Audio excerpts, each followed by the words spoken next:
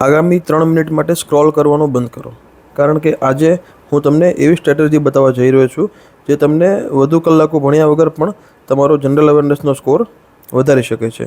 ઘણા વિદ્યાર્થીઓ નિષ્ફળ જાય છે કારણ કે તેઓ ઓછું ભણે છે તેવું નથી, પણ ખોટી રીતે કરંટ અફેર્સ ભણે છે. નમસ્કાર મિત્રો, આપણે રિઝનિંગ, ઇંગ્લિશ, ગુજરાતી અને ક્વોન્ટિટેટિવ એપ્ટિટ્યૂડનો સિલેબસ તો જોયો, પણ હવે વાત કરીએ એવા વિષયની જે તમારું સિલેક્શન નક્કી કરશે. તે છે જનરલ અવેરનેસ અને કરંટ અફેર્સ. મિત્રો, આ વિભાગના પણ પૂરેપૂરા 30 માર્ક્સ છે. ઘણા વિદ્યાર્થીઓ અહીં થાપ ખાઈ જાય છે કારણ કે આનો દરિયો ઘણો મોટો છે, પણ ગભરાવાની કોઈ જરૂર નથી. આજે આપણે 30 માર્ક્સને કઈ રીતે કવર કરવા તેનું સ્ટેપ બાય સ્ટેપ પ્લાનિંગ સમજીશું. સૌથી પહેલાં વાત કરીએ કરંટ અફેર્સની. તો મિત્રો, સીસી જેવી પરીક્ષામાં છેલ્લા 6 થી 8 મહિનાનું કરંટ અફેર્સ સૌથી મહત્ત્વનું હોય છે. તેમાં પણ ગુજરાત સ્પેસિફિક સ્કીમ્સ હોય છે. તે સ્કીમ્સ અલગ અલગ સેક્ટર પર જે આધારિત સ્કીમ હોય છે, જેમ કે ગ્રામીણ વિકાસને લગતી સ્કીમ હોય છે, કૃષિ અને પશુપાલનને લગતી યોજના હોય છે, શિક્ષણ અને આરોગ્યને લગતી યોજના હોય છે, ઉદ્યોગ અને રોજગારને લગતી યોજના હોય છે. તો મિત્રો, આ પ્રકારની તમામ ગુજરાત સરકારને લગતી યોજનાઓ હોય તેના પર ખાસ ધ્યાન આપી અને કવર કરજો.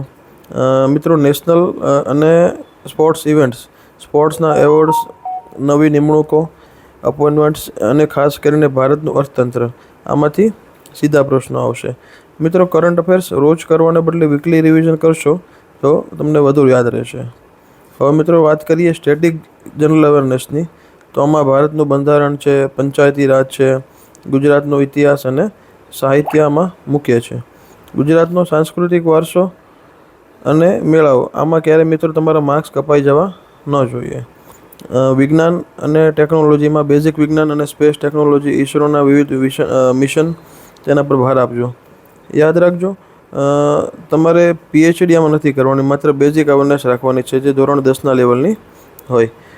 એક ખાસ વાત મિત્રો, તમે જોયું હશે કે ઇંગ્લિશ અને ગુજરાતી ટ્રાન્સલેશન જે પૂછાય છે ઇંગ્લિશ અને ગુજરાતીમાં, તેમાં જો તમારું જનરલ અવેરનેસ પાકું હશે ને, તો તમને એ ટ્રાન્સલેશનમાં વપરાતા શબ્દો, જે વહીવટી શબ્દ ભંડોળ હશે, તે સમજવામાં પણ તમને ખૂબ સરળતા મળશે. એટલે મિત્રો, આ 30 માર્ક તમને બાકીના જે છે તે વિષયમાં પણ મદદ કરશે.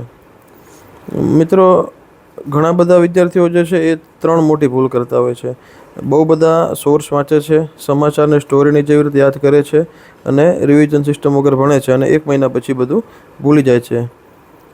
તમારી સાથે પણ આવું થાય તો તમે આ જે છે તેને રિપીટ ન કરશો. મિત્રો, આ વિડીયો જે છે એ તમારા મિત્રો સાથે શેર કરજો, વિડીયોને લાઇક કરજો, અમારી ચેનલને સબસ્ક્રાઈબ કરી અને નોટિફિકેશનનો બેલ ઓન રાખજો. જય હિન્દ, જય ભારત, જય જય ગરવી ગુજરાત.